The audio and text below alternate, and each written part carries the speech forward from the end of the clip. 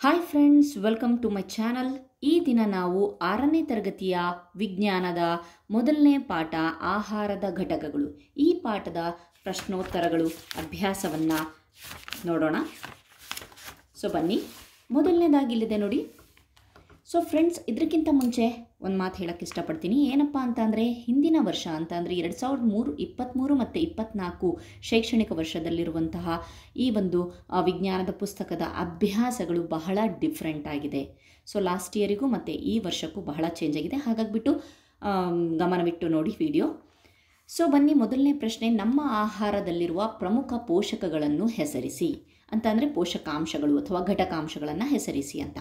ಉತ್ತರ ಬಂದ್ಬಿಟ್ಟು protein, carbohydrate, vitamin, lipid ಅಥವಾ ಕೊಬ್ಬು, ನಾರು ಮತ್ತು ನೀರು. ಇವಿಷ್ಟು ಆಹಾರದಲ್ಲಿರುವಂತಹ ಪ್ರಮುಖ ಪೋಷಕಗಳು. ನಮ್ಮ ಕೆಳಗಿನವುಗಳನ್ನು ಹೆಸರಿಸಿ. ಇದರೊಳಗಡೆ ಮೊದಲನೇದಾಗಿ, ನಮ್ಮ ದೇಹಕ್ಕೆ ಮುಖ್ಯವಾಗಿ ಶಕ್ತಿಯನ್ನು ಕೊಡುವ ಪೋಷಕಗಳು ಯಾವುವು? ಅದಕ್ಕೆ ಕಾರ್ಬೋಹೈಡ್ರೇಟ್ ಮತ್ತು ಕೊಬ್ಬು ಅಂತ ಹೇಳಿಬಿಟ್ಟು ಬರೀಬೇಕಾಗತ್ತೆ.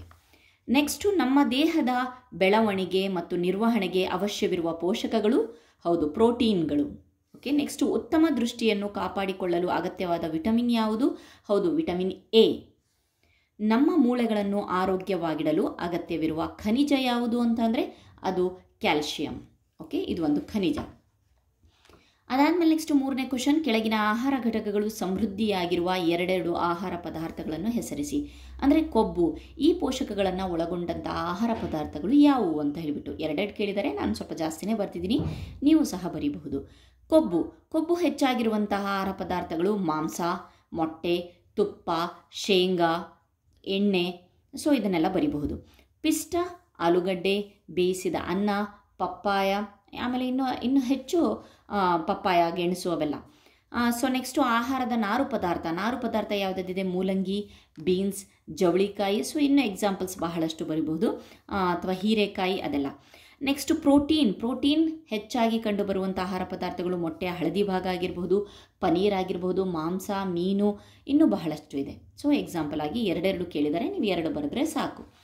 ನೆಕ್ಸ್ಟ್ ಅದಾದಮೇಲೆ ಬನ್ನಿ, ಸರಿಯಾದ ಹೇಳಿಕೆಗಳಿಗೆ ಸರಿ ಉತ್ತರ ಗುರುತು ಮಾಡಿ. ಅನ್ನವನ್ನು ಮಾತ್ರ ಸೇವಿಸುವುದರ ಮೂಲಕ ನಾವು ನಮ್ಮ ದೇಹದ ಪೋಷಕಗಳ ಅಗತ್ಯತೆಯನ್ನು ಪೂರೈಸಬಹುದು.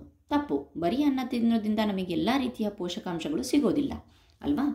ನೆಕ್ಸ್ಟು, ಸಂತುಲಿತ ಆಹಾರವನ್ನು ಸೇವಿಸುವುದರ ಮೂಲಕ ಕೊರತೆ ರೋಗಗಳನ್ನು ತಡೆಗಟ್ಟಬಹುದು. ಹೌದು, ಸರಿ. ಕೊರತೆ ರೋಗಗಳು ಅಂತ ಅಂದ್ಬಿಟ್ರೆ ಗೊತ್ತಲ್ವಾ, ವಿಟಮಿನ್ ಕೊರತೆಗಳಿಂದ ಬರುವಂತಹ ರೋಗಗಳಿದಾವಲ್ವಾ, ಆ ಎಲ್ಲ ರೋಗಗಳನ್ನು ನಾವು ಸಮತೋಲನ ಆಹಾರ ಅಥವಾ ಸಂತುಲಿತ ಆಹಾರವನ್ನು ಸೇವಿಸುವುದರ ಮೂಲಕ ಕಡಿಮೆ ಮಾಡಬಹುದು ಅಥವಾ ತಡೆಗಟ್ಟಬಹುದು. ಮೂರನೇದಾಗಿ, ಸಂತುಲಿತ ಆಹಾರವು ವಿವಿಧ ಆಹಾರ ಪದಾರ್ಥಗಳನ್ನು ಒಳಗೊಂಡಿರಬೇಕು. ಹೌದು, ಎಲ್ಲ ಸಂತುಲಿತ ಆಹಾರ ಮೊಟ್ಟೆಯಲ್ಲೇ ಇದೆ, ಪ್ರೋಟೀನ್ ಮೊಟ್ಟೆಯಲ್ಲಿದೆ ಅಂತ ಹೇಳಿಬಿಟ್ಟು ನಾವು ಬರೀ ಮೊಟ್ಟೆಯನ್ನು ತಿನ್ನೋದ್ರಿಂದ ಆಗೋದಿಲ್ಲ. ಬಹಳ ಬೇರೆ ಬೇರೆ ವೆರೈಟಿ ಸಹ ನಾವು ಆಹಾರ ಪದಾರ್ಥಗಳನ್ನು ತಿನ್ನಬೇಕಾಗತ್ತೆ. ಸಂತುಲಿತ ಆಹಾರವು ವಿವಿಧ ಆಹಾರ ಪದಾರ್ಥಗಳನ್ನು ಒಳಗೊಂಡಿರಬೇಕು. ಈ ಹೇಳಿಕೆ ಸರಿಯಾಗಿದೆ. ನೆಕ್ಸ್ಟು, ದೇಹಕ್ಕೆ ಎಲ್ಲ ಪೋಷಕಗಳನ್ನು ಒದಗಿಸಲು ಮಾಂಸ ಮಾತ್ರ ಸಾಕು ಅಂತ. ಅಂದರೆ ದಿನಕ್ಕೆ 3 ಹೊತ್ತೂ ಬರೀ ಮಾಂಸವನ್ನು ತಿನ್ನೋದ್ರಿಂದ ನಮಗೆಲ್ಲ ರೀತಿಯ ಪೋಷಕಗಳು ಸಿಗುತ್ತಾ? ಇಲ್ಲ, ತಪ್ಪು. ನೆಕ್ಸ್ಟು ಬನ್ನಿ ನೋಡೋಣ, ಖಾಲಿ ಜಾಗಗಳನ್ನು ಭರ್ತಿ ಮಾಡಿ ಅಂತ ಹೇಳಿಬಿಟ್ಟು ಕೊಟ್ಟಿದ್ದಾನೆ. ವಿಟಮಿನ್ ಡಿ ಕೊರತೆಯಿಂದ ಡ್ಯಾಶ್ ರೋಗ ಉಂಟಾಗುತ್ತೆ? ರಿಕೆಟ್ಸ್. ಬೆರಿ ರೋಗವು ಡ್ಯಾಶ್ ಕೊರತೆಯಿಂದ ಬರುತ್ತದೆ? ವಿಟಮಿನ್ ಬಿ ಕೊರತೆಯಿಂದ. ವಿಟಮಿನ್ ಸಿ ಕೊರತೆಯು ಡ್ಯಾಶ್ ರೋಗವನ್ನು ಉಂಟು ಮಾಡುತ್ತದೆ? ಸ್ಕರ್ವಿ. ನಮ್ಮ ಆಹಾರದಲ್ಲಿ ಡ್ಯಾಶ್ ಕೊರತೆಯಿಂದ ಇರುಳು ಕುರುಡುತನ ಉಂಟಾಗುತ್ತದೆ? ವಿಟಮಿನ್ ಎ ಕೊರತೆ. ಇದಿಷ್ಟು ಆಹಾರ. ಇಲ್ಲಿ ನೋಡಬಹುದು ನೀವು,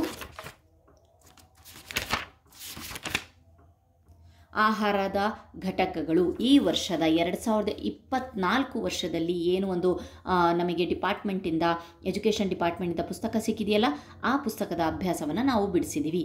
ಧನ್ಯವಾದಗಳು ಫ್ರೆಂಡ್ಸ್.